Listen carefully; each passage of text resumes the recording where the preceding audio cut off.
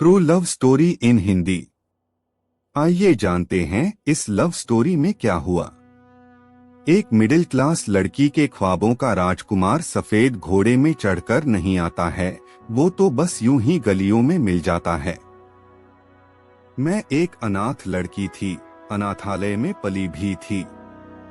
10वीं के बाद से ही पढ़ाई के साथ साथ पार्ट टाइम नौकरी भी करने लगी।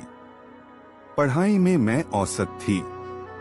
तन्हाई और दर्द तो जैसे कभी न जाने के लिए ही मेरे जीवन में आए थे।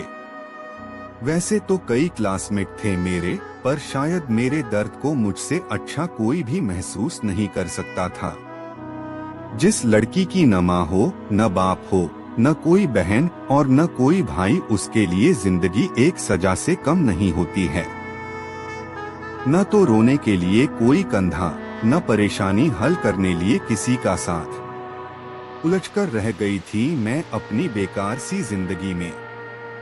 न तो मुझे किसी से प्यार था और न मुझे किसी का इंतजार था। लेकिन वक्त को कुछ और ही मंजूर था। मैं 18 साल की हो चुकी थी।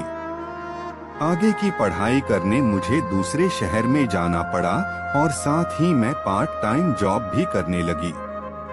सप्ताह के 6 दिन क्लासेस और ऑफिस में बीत जाते थे और संडे थोड़ा आराम करके खत्म हो जाता था। खुद के लिए तो समय ही नहीं मिलता था मुझे। कुछ पैसे सेविंग्स में चले जाते थे और बाकी के पैसे जरूरत के सामान खरीदने और कमरे का किराया देने में खत्म हो जाते थे। तभी एक दिन में जिंदगी ने एक नई मोड़ ली। मेरे घर के बगल में रहने एक नया पड़ोसी आया। वैसे तो मैंने पहले उसे नोटिस नहीं किया, लेकिन धीरे धीरे मैं उसे नोटिस करने लगी।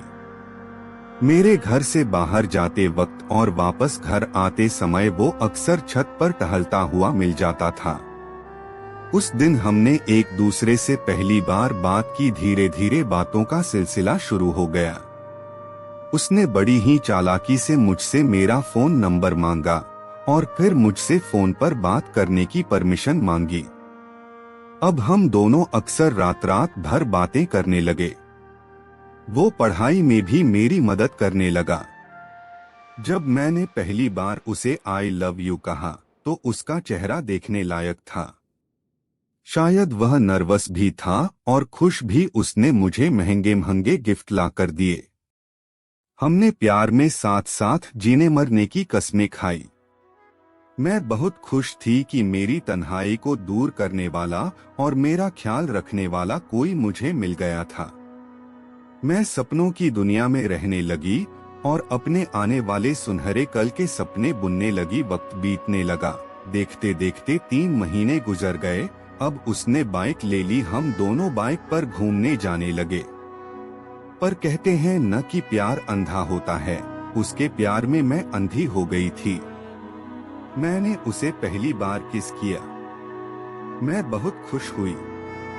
एक दिन वो मुझे बाइक में बैठाकर शहर से दूर ले गया। वो मुझे जबरदस्ती एक होटल में ले गया और फिर उस दिन कुछ ऐसा हुआ जिसने मेरा प्यार पर से भरोसा खत्म कर दिया और यह भी बता दिया कि एक माँ अपनी बेटी को इस दुनिया में जीने के लिए जो बातें सिखाती है, वो बातें कितनी जरूरी होती है। उस मुझे माँ बाप की कमी बहुत महसूस हुई।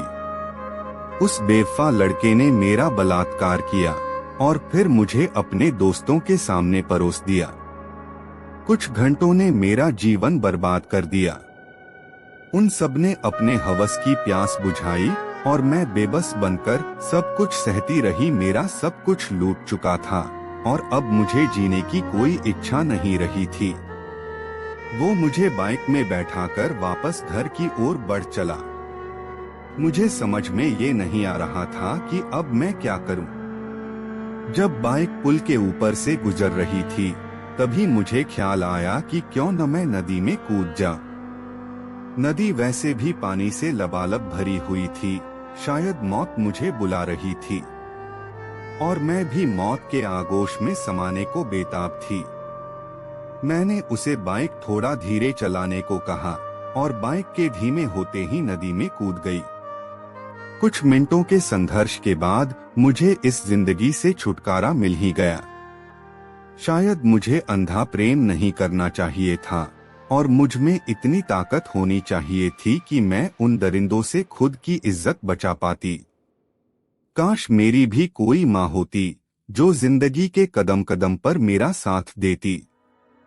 शायद परिवार का साथ मिलता तो मैं कोई गलत कदम नहीं उठाती। किसी का सच्चा साथ मुझे मिलता तो मैं भी आज जिंदा होती।